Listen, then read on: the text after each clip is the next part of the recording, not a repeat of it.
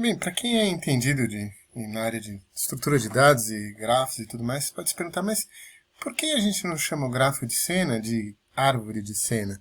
Já que ele realmente tem um formato de uma árvore. E é verdade, ele, na maioria dos casos, vai ser representado graficamente, inclusive, como uma árvore. A única questão é que em alguns momentos, em alguns casos particulares, nós vamos poder ter dentro de um grafo de cena nós que vão ter mais de um pai. E isso dentro da estrutura de dados de árvores não é possível. Então, porque poderia formar um ciclo no grafo. Mas são alguns casos mais raros, mas basicamente ele pode ser visto sim como uma árvore.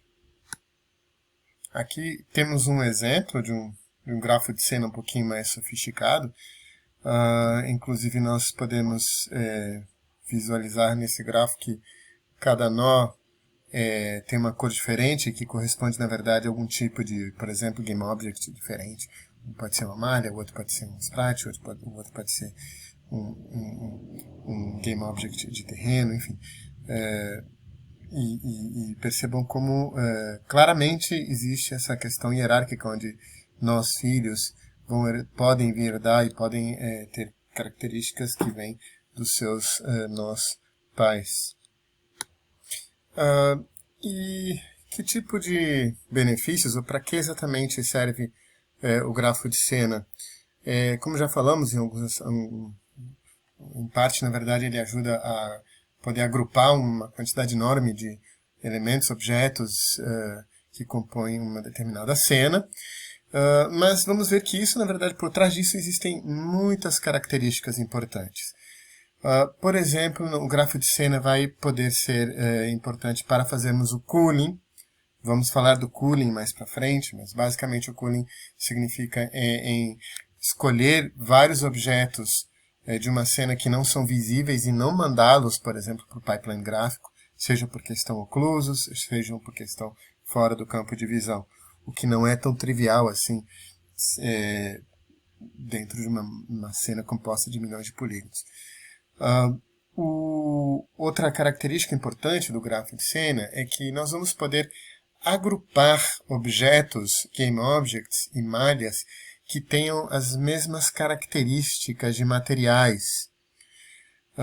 E nós vamos ver que as GPUs, dentro do contexto gráfico, elas funcionam como máquinas de estados, onde a gente vai configurar, ela vai dizer assim, o material que nós vamos usar é esse, o modelo de iluminação é esse, a textura é essa, e, enfim, nós vamos configurar um monte de chavinhas e aí a gente vai mandar um monte de triângulos que tem aquelas propriedades que foram marcadas. Depois a gente muda todas as chavinhas de novo e manda um monte de polígonos com aquele outro tipo de característica.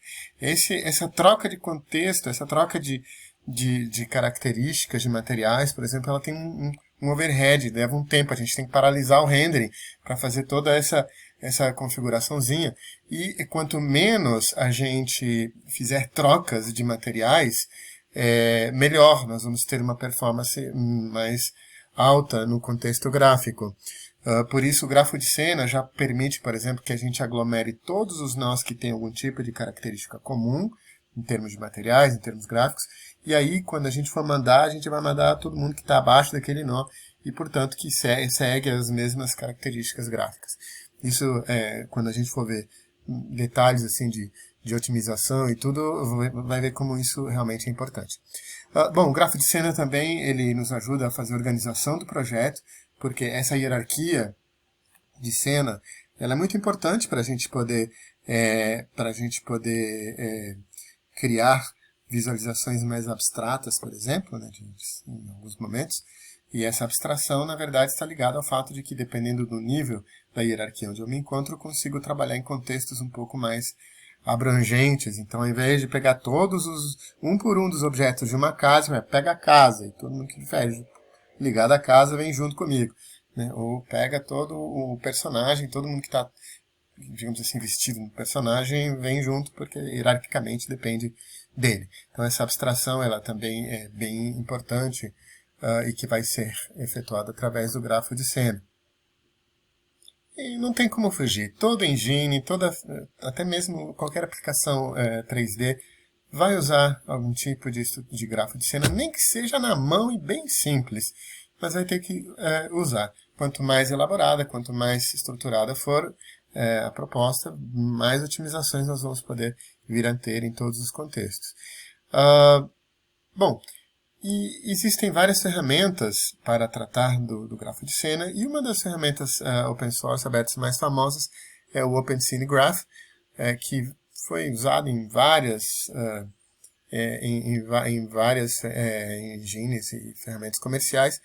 O próprio Unity, as primeiras versões usavam o OpenScene Graph para a implementação do seu grafo de cena.